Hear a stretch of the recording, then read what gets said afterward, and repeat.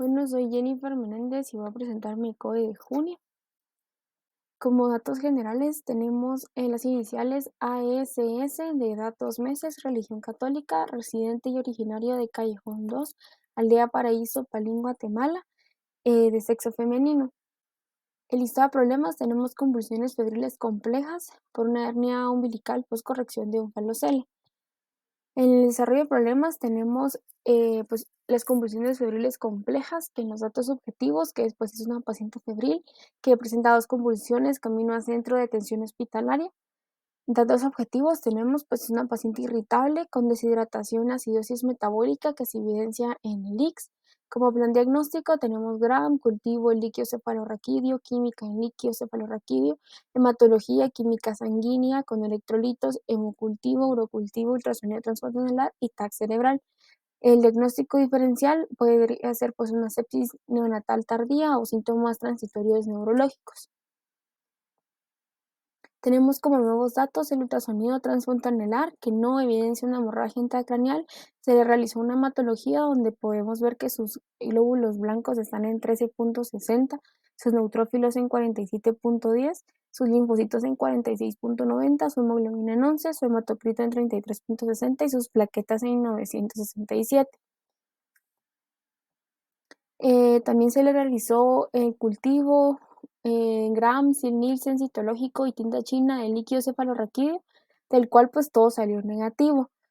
Su química sanguínea, podemos ver pues que el sodio está en 147, su potasio en 4.9, su CPK en 258 y su CKMB en 32.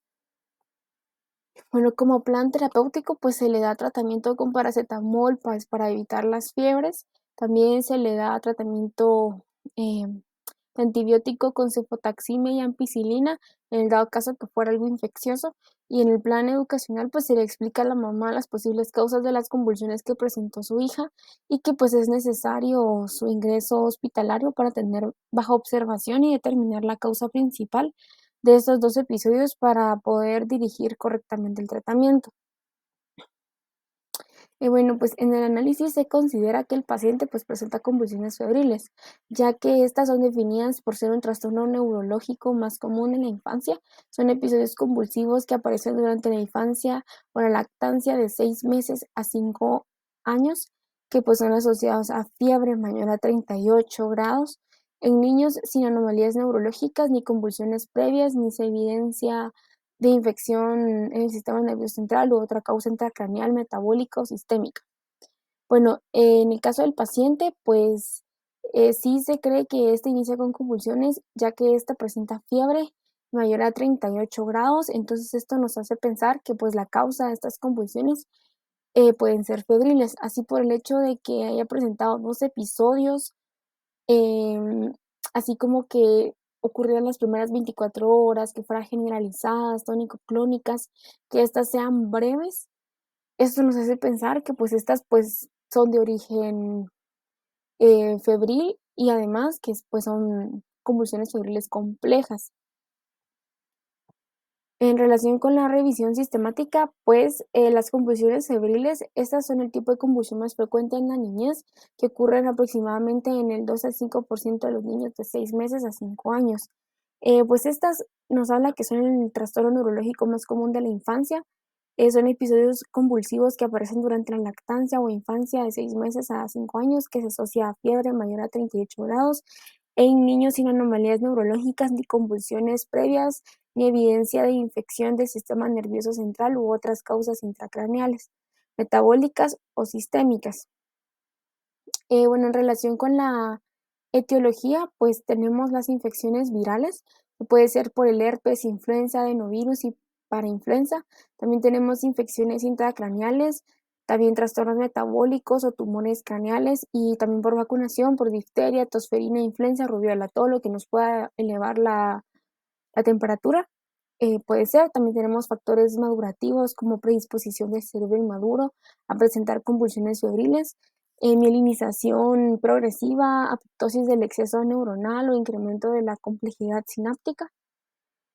También tenemos factores inmunológicos como es el equilibrio entre citocinas pro e antiinflamatorias, también factores genéticos como predisposición genética, historia de un familiar cercano que ha padecido de convulsiones febriles que aumenta el riesgo de un 10 a un 15%.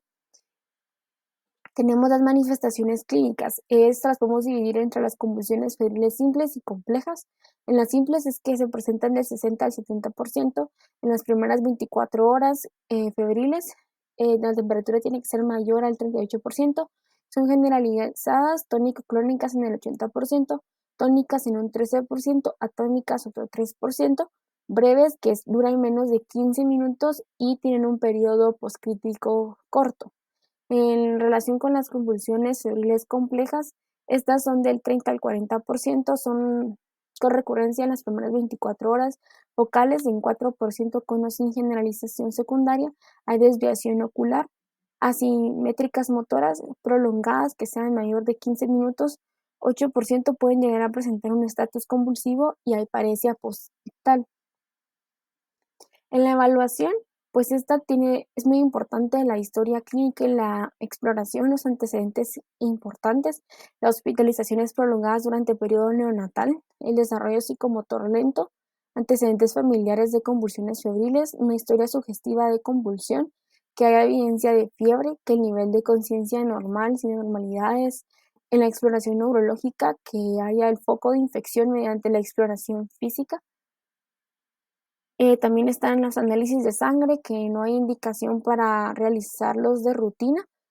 También realizar solo si hay factores de riesgo o signos de alarma, que sean menores de 6 meses, lactantes de 6 a 12 meses que no estén inmunizados, que la temperatura sea menor de 38, el tratamiento, que haya recibido tratamiento antibiótico, que sean crisis recurrentes o que las crisis pues tras las primeras 48 horas de fiebre.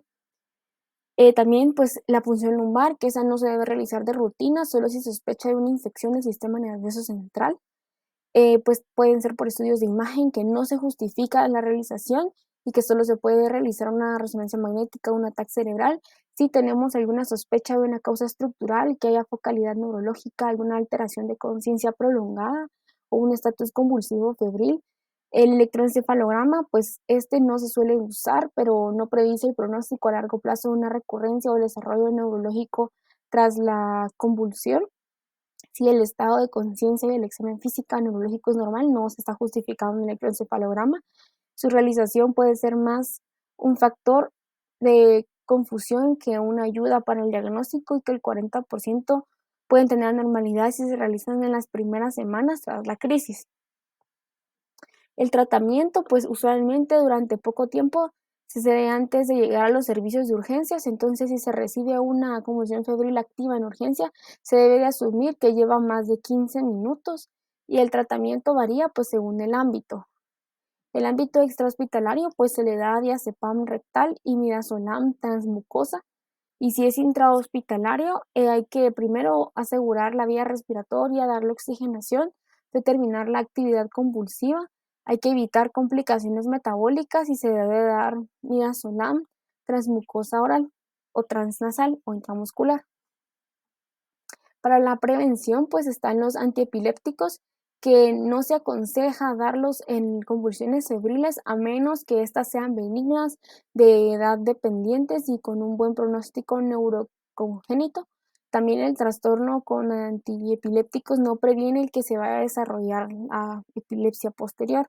Los antiepilépticos, pues esto es muy importante ya que mejora el bienestar del niño febril y no tienen efecto en la prevención de las convulsiones febriles recurrentes.